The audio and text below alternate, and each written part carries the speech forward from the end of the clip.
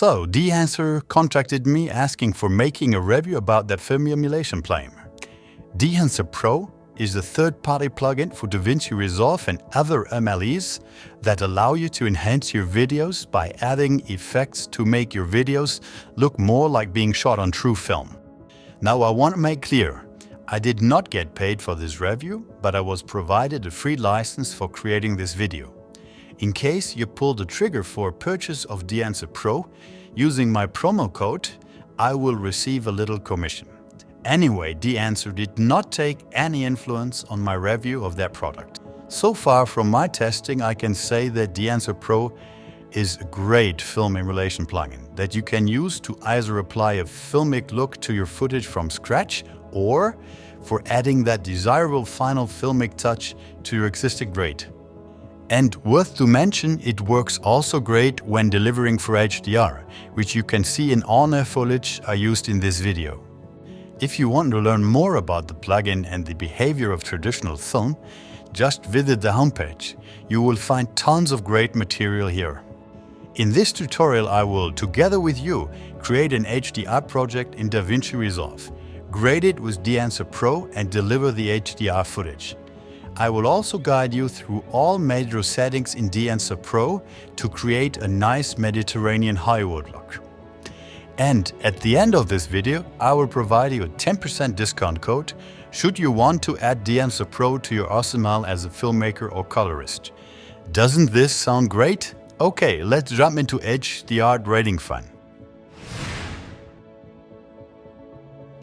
So let's first add a new project.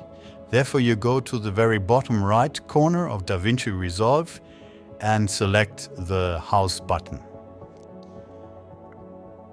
Press New Project and Create.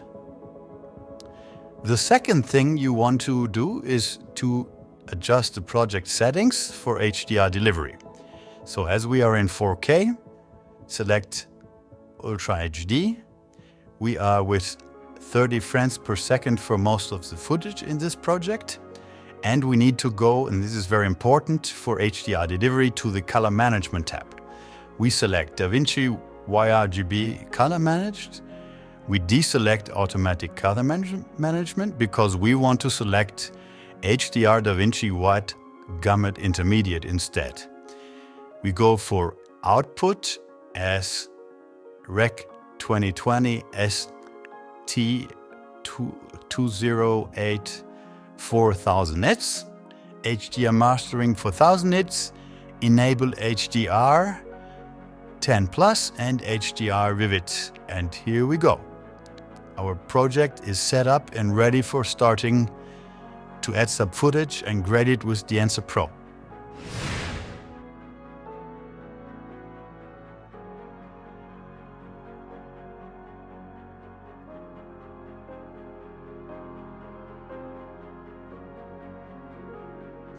So the first thing you always want to do before doing any color grading is color correction. And this is exactly for what those three notes are. And one important tip as we are about to deliver for HDR, you want to adjust the style of your scope for HDR 2084 HLG, which I've already done. So you will see the boundaries of 1 nit and 1000 nits, and your signal before feeding into Dehancer should always be in those boundaries. And as you can see here, we have a little bit of going beyond or below 1 nit, which I can easily correct by pulling up the slider here a little bit. So my advice to you, always stay not too far below 1 nit because most consumer devices will not be able to show any dark gray tones below 1 nit. It will always turn into black. And we will always need to take care not to crush like this here into the highlights, so really stay a little bit below to have some heavy. So on the next note, I already prepared what you may call an S-curve to add a little bit more contrast and to always selectively adjust brightness. So for this example, I will go a little bit darker in the mids so to adjust this little more contrasty. Next node would be white balance. I feel pretty happy with this white balance because I took some care when shooting. And then we are through with color correct advantage. So it widely in the boundaries.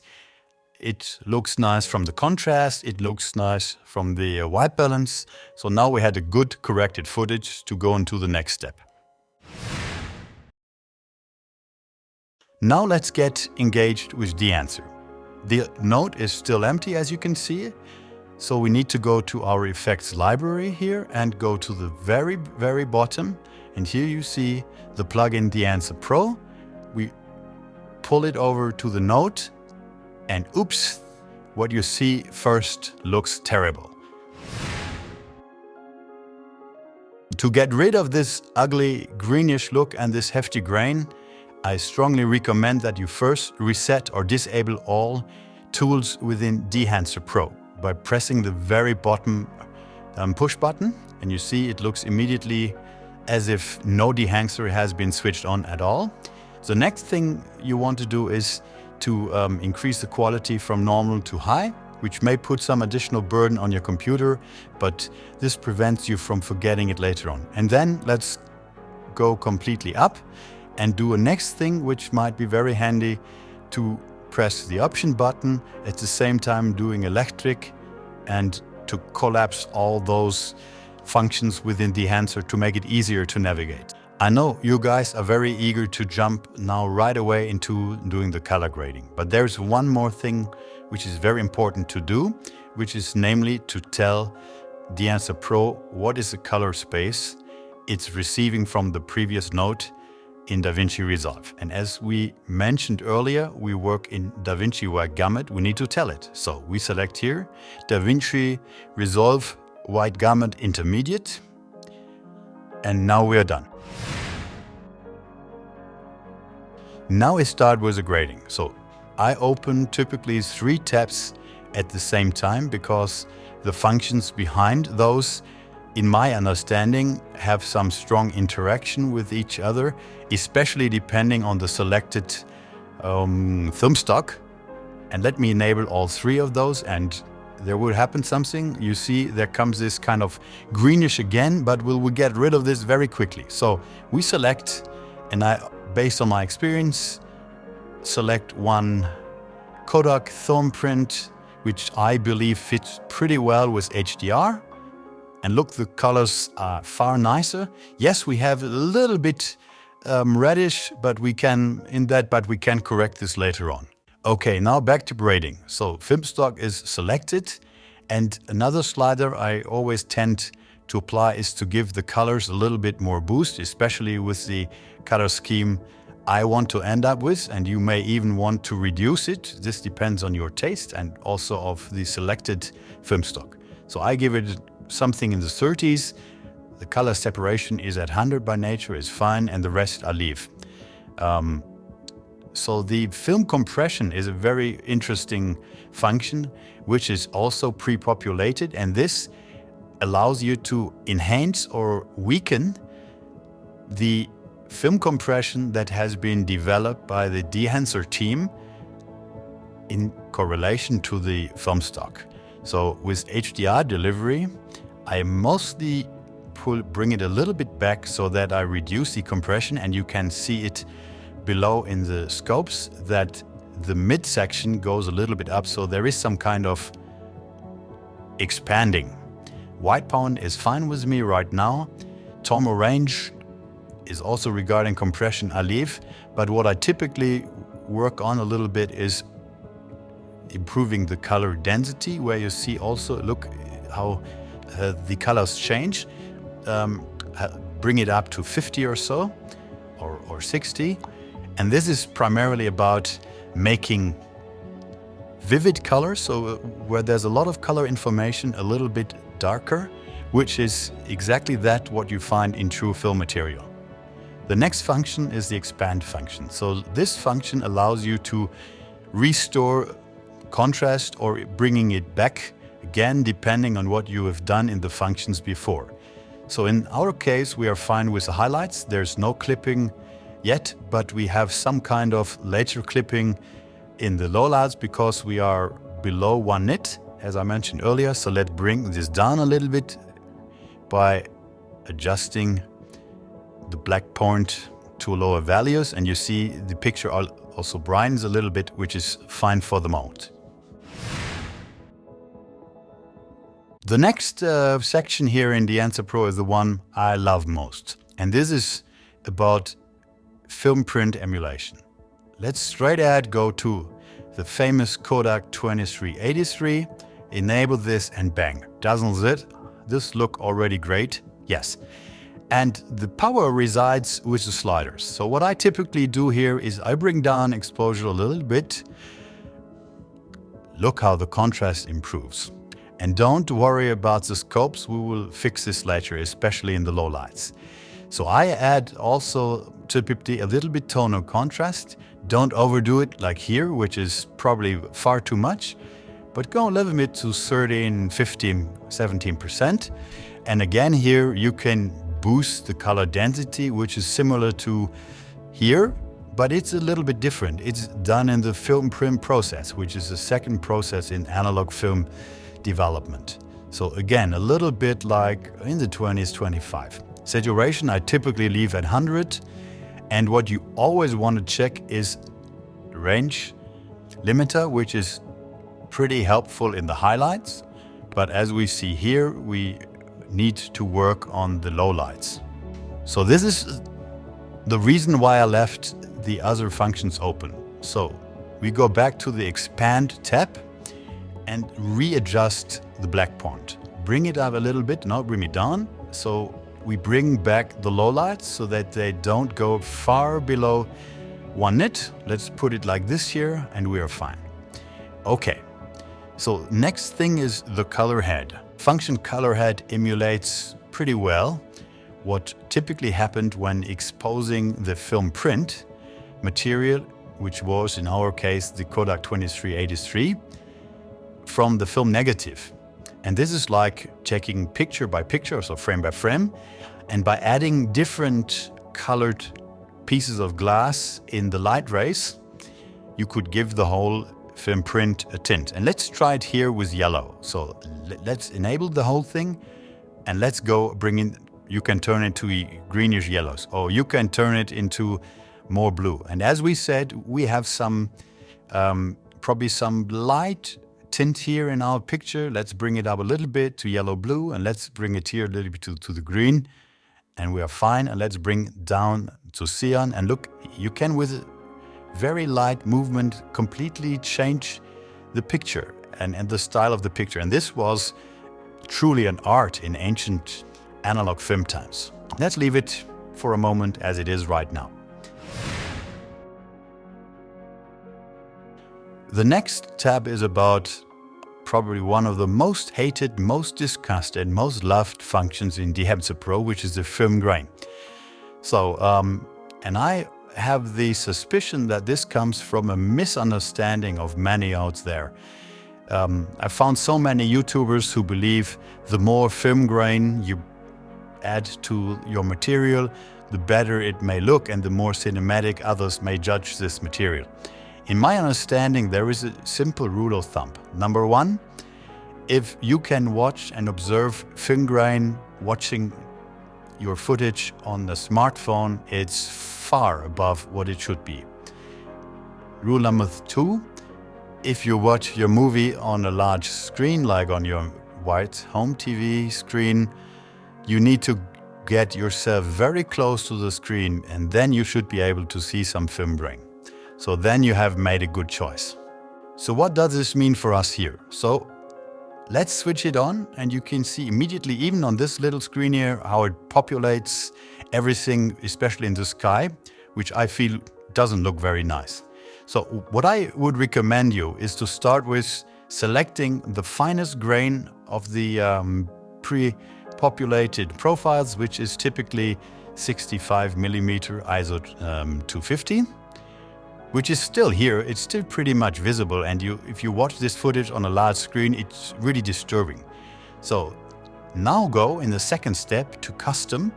So now all the sliders keep populated with the correct values for 65 millimeter film, and now reduce the amount a little bit. So you see it goes away, it becomes weaker, and you want to reduce it in the shadows, and you want to reduce it a little bit less in the midtones, and you want to reduce it pretty much in the highlights, because you don't want to have this massive film grain in the highlights. So it looks a little bit like a triangle. Leave it positive, not analog, done. And I can show you, let's switch to full screen. It looks nice, right? So if we move here, you see some film grain here. And for some, even this may be too far. So you just go back to the adjustments. Here, you stop. You can even go a little bit lower with the size, and again, lower with the amount. So you need to play around a little bit with this. But on the other side, which I need to mention, is the Dehancer team did a huge job here, because it's not only that they just throw some artificial film grain against the footage. No, they really recalculate the whole image frame by frame, which puts a lot of CPU burden on your machine, especially when you engage film grain, but it looks awesome. I can only tell you it looks awesome. Another effect you want to engage for making your footage more cinematic is halation. And halation is the kind of emulation of what typically happens with analog cameras putting light on analog film material. So when the light travels through the lens and hits the film material, it in the film material also needs to pass through the different layers representing the colors. And the very last layer is a red one, typically. And this means when moving through or traveling through those layers, layer by layer, there is a little bit of optical diffraction happening, which is very little, but it happens. And depending on the film material, on the film stock, it's a little bit stronger or less. And it shows up in those halo-like red edges around hard contrast lines. So this is something you may need to watch out for, especially in faces. So if you're overdoing this, it can be not that good. But I typically go with 30mm Super 35 halation, unless I have some portrait shoots. I just leave it there. So next one is bloom, another very important thing to make your material look more cinematic. Let's switch it on, and you see a little bit, look here at the scopes, how they go up and down. And bloom is ultimately emulating a flaw in a camera. So light travels from the scene through your lens, through your film, creating the halation that we selected earlier. And then some of the light also hits the rear wall, which typically is made of metal. Ideally, it's the matte black coated metal, but anyway, some light will travel back to your film. So you never can make the matte black so matte and so black that there is no light reflecting back. And this creates, especially in those areas where there's much light, some kind of bloomy. So we love it because it looks cinematic. Ultimately, it's a flaw, but let's leave it switched on. You can also, as always, do some custom selections and make it very strong. I leave it like this because the Dehancer team did a great job here. Next function is film damage, which you want to play around with. So I make it just for showing you the effect very strong here.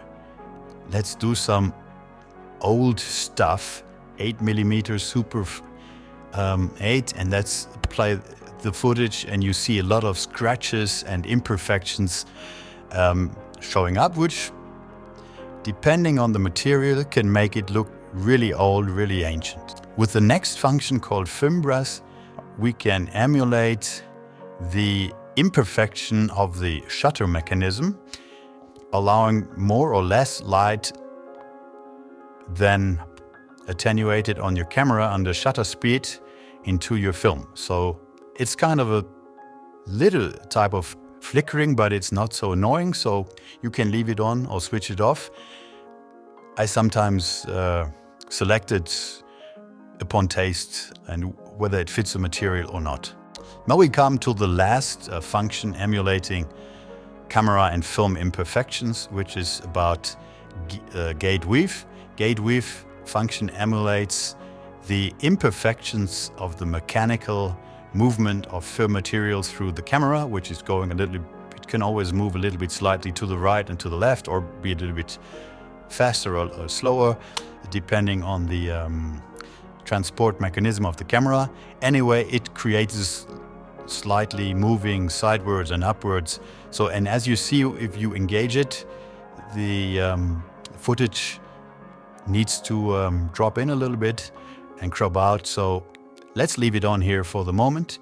Let's make it very extreme 8mm, and let's play the movie, and you can see it's a little bit going up and down. It's slightly.